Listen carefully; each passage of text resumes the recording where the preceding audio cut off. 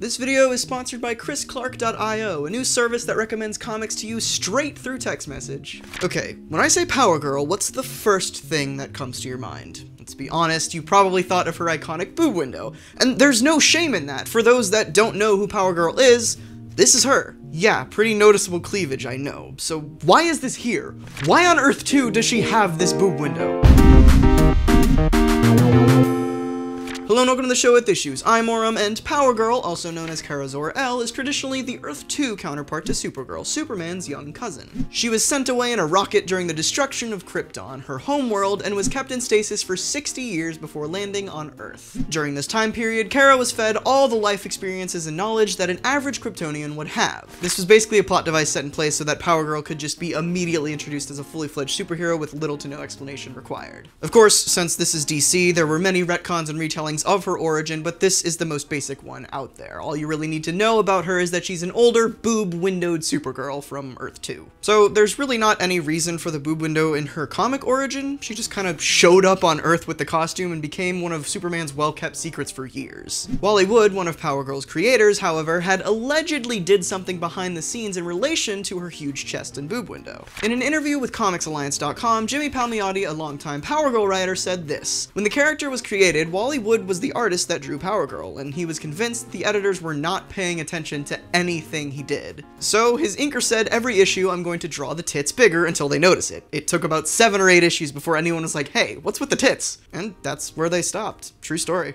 As hilarious as that is, it may not actually be accurate. It's one of those infamous comic book legends. No one really knows if it's true or not, but we can look at that era of comics from her debut in All-Star Comics number 58 and the next few issues to see if there's any merit behind what Wally Wood and his team did. Look at these 8 images and try not to giggle at the fact that we're analyzing a fictional character's breast size. They look relatively consistent to me, which would put an end to the Wally Wood story in my eyes, but of course we have no confirmation on this, so it's really up to you. Regardless, that's as far back as we can possibly go here. Those images were from her first appearance and the 7 issues that followed. No strong reason for her window here other than it simply being part of her initial character design, so let's jump ahead a few years to, say, 1992. In Justice League Year Up number 37, after Power Girl had undergone some wardrobe changes, she had this to say after someone asked her why she has the signature window. "This costume shows what I am, female, healthy, and strong. If men want to degrade themselves by staring and drooling and tripping over themselves, that's their problem. I'm not going to apologize for it." To me, this sounds like a reasonable explanation. She wears her costume because she likes it and doesn't care what anyone else thinks. This is a very empowering idea. It lets people know that they can wear whatever they want and feel good about it. Let's get another perspective though, since this is kind of a touchy subject that I am in no way qualified to preach about. I interviewed my friend Celeste on this topic and she had something to say about this specific explanation. I think a lot of women,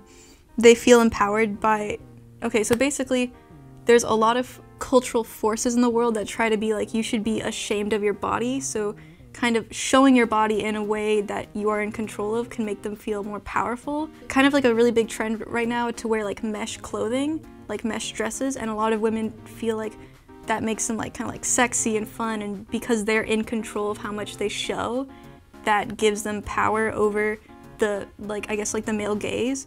So this, I could see that, but like 4 names are on here and 1 looks like a woman.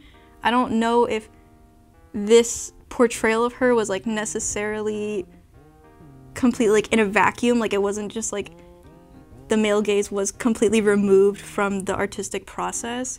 So I mean, I could see that argument, but also at the same time, a little bit, just like, a little bit.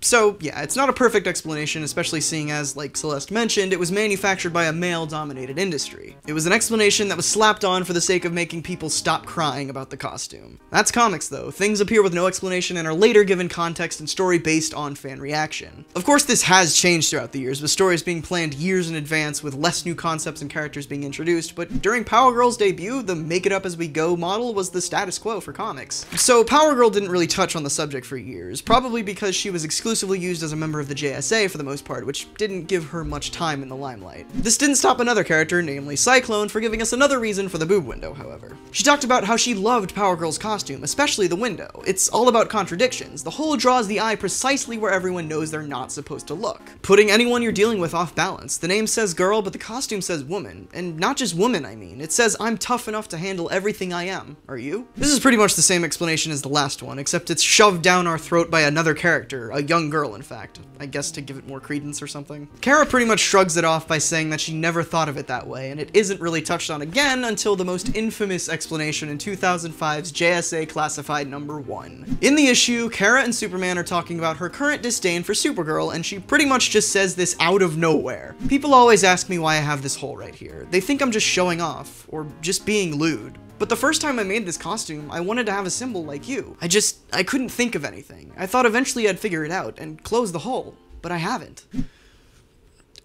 I can't even begin with this one. Why wouldn't she just cover the hole with a blank white slate? That would better represent the idea of not having a logo. Honestly, the way it is now, it just looks like her cleavage is her logo. This explanation is heavily criticized, and for good reason. It just doesn't make sense and really discounts the previous explanations, which were already suffering from lazy writing. This makes me wonder though, in today's extremely socially conscious and sensitive world, how is something like this still a thing? Now, this might blow your mind, but with Kara's latest rebooted incarnation in the New 52, she started off without a boob window. For whatever reason, whether it be the fans didn't like it or DC didn't like it, Power Girl was soon put back into her old costume. So, is she just cursed? Has the boob window become so iconic at this point that any attempt to change it would be immediately met with disgust? Hell, she's been around for over 30 years now. Maybe she's just a product of her time and DC doesn't want to change it because of this. Regardless of how stupid that reason is, it does hold some credence today. I mean, just look at how much people cry about the source material not being respected in comic book movies and the like. I'm gonna let Celeste talk about this while I cool down a bit though. Well, I think everyone is a little bit product of their time, but that doesn't mean that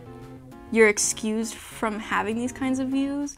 Like, even today, I am like a product of, like, I guess, like a more social online world, but that doesn't mean that I can just do whatever I want and blame it on like the internet or like video games or whatever. Like, my choices and what I do still matter, even if I were to evaluate them like 20 years from now. Like, my choices today were still me making those choices, not like the internet forced me to give her a boob window. Again, very arbitrary reason for keeping a specific aspect of a character around. I mean, mainstream comics have been around for over 75 years now. We can't keep telling the same stories with the same looking characters. Why do you think we always get these huge earth-shattering events that shake up the universe and almost always come with new costumes and books? Power Girl seems stuck in this one over-sexualized costume though. Whenever she tries something new out, it gets changed back, no matter what. Maybe this is just something we have to accept at this point. Comic books will always have men and women with impossibly unachievable body types wearing ridiculous costumes that they fight in. Let's see what Celeste had to say on this subject. Well, one of the arguments that I have read a lot is that there's a difference between how women are portrayed and men are portrayed. Men are portrayed with like really big muscles, blah, blah, blah, but that's more of a power symbol than a sex symbol. Like, yeah, abs are hot or whatever, but when it becomes like big hulking muscles, that's not necessarily just sex. It's about power and control and how strong they are as men. But women are, even extremely like strong ones, are still portrayed sexily, so that's a really big difference in how they're portrayed. It's a difference between power and as an object. It's a possible sad truth that this is something we just have to deal with now. We have to suspend disbelief and ignore whatever's going on here. You know what? No, I refuse to believe that we can't make a difference here. Screw the status quo that's been set for 70+ years. We can change the way that women are drawn in comics, and, more importantly, the costumes they are put in. In fact, here's an amazing example of how DC has already executed this. Take a look at this picture of Starfire from the start of the New 52 reboot. Awful, I know, but look at this updated costume that she wore for her solo series. Not great still, but better, and closer fits her character's personality. Jump forward a year or two and bam, DC Rebirth. This is a great suit that pays homage to her previous costumes and color schemes while remaining not incredibly sexualized. If that wasn't enough, look at the very new character Jessica Cruz, one of Earth's Green Lanterns, next to no skin showing, and she looks just as iconic and great as anyone else from the Lantern Hall of Fame. This video went a very different place than I expected it to.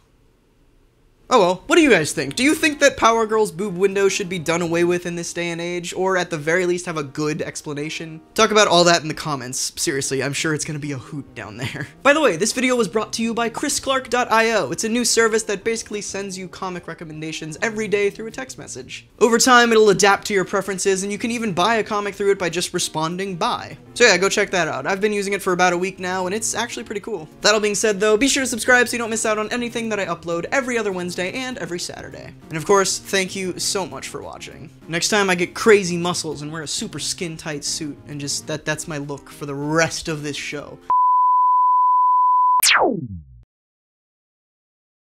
Feminism.com